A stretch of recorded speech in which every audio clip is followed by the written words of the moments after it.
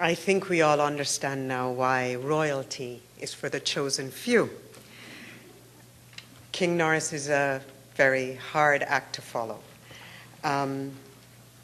Protocol having been established so eloquently by our co-host, Mr. Cassin Quealy, it only leaves me to say a very, very pleasant good evening to all of you and to thank you for joining us here today. It is really an honor to share this evening with the wide array of stakeholders in development that we have in this room. And I thank UNICEF, my colleague Tom Olson, the representative of UNICEF, for inviting me here. And I welcome the opportunity to participate in this opening ceremony for the midterm review of the MultiCountry program for the period 2008-2011 between the governments of the member states of the OECS and Barbados and UNICEF.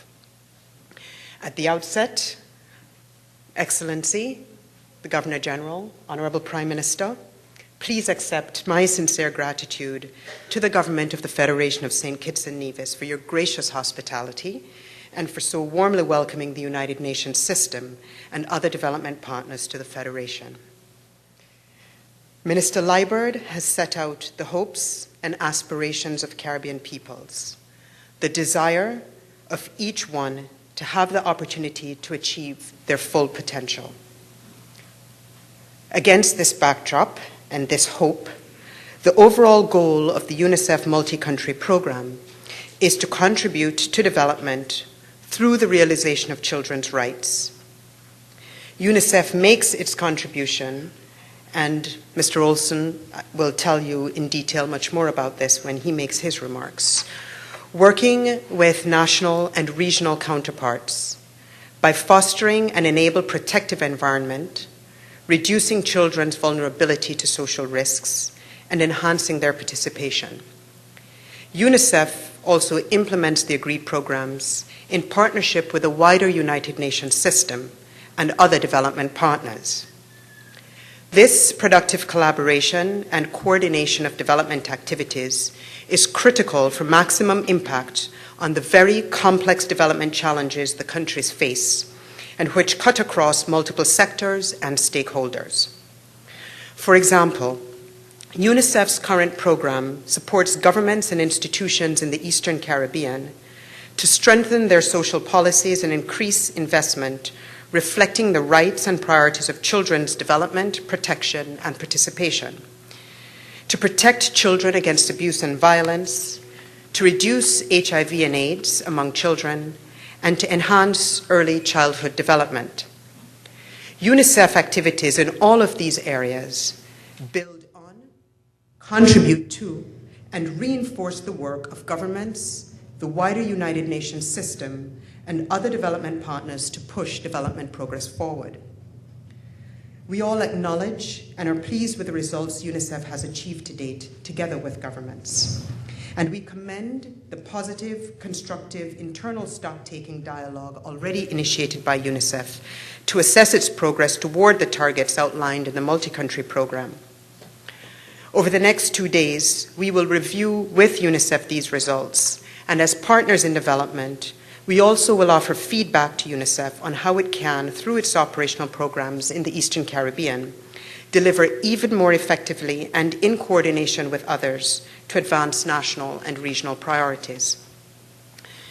The timing of this midterm review is opportune and coincides with similar processes ongoing in other UN agencies, for example, the Pan American Health Organization, PAHO, and the UN Development Program, UNDP.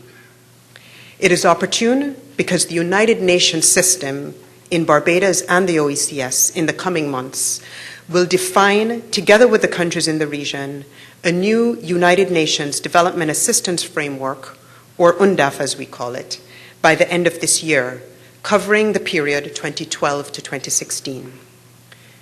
The UN Development Assistance Framework guides the UN development activities in the sub-region.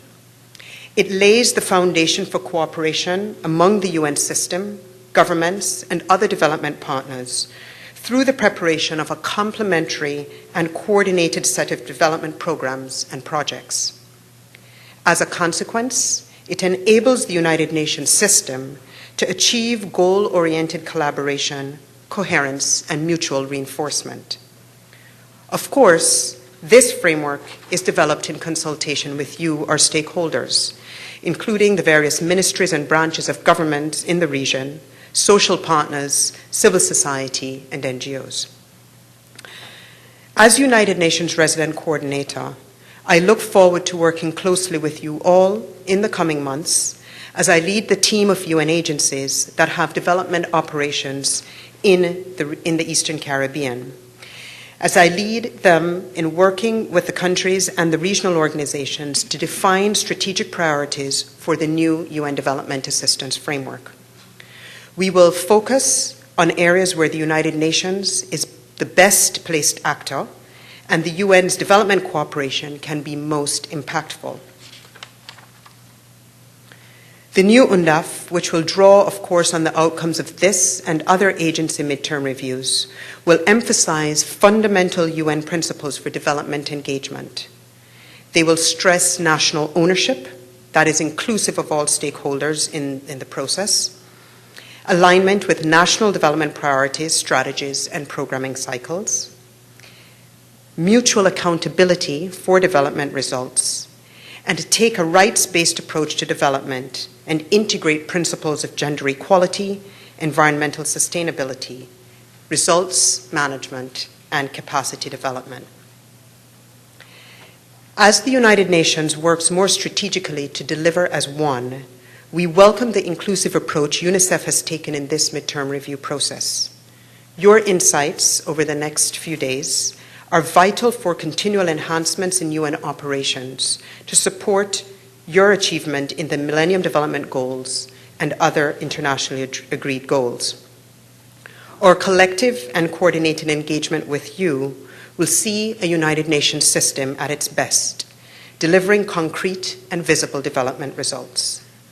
I look forward to interacting with you over the next 2 days as we discuss the challenges and achievements of the UNICEF multi-country program since 2008 and identify priority areas for possible incorporation into the UNICEF 2011 to 2015 multi-country program and the UN Development Assistance Framework for the period 2012 to 2016.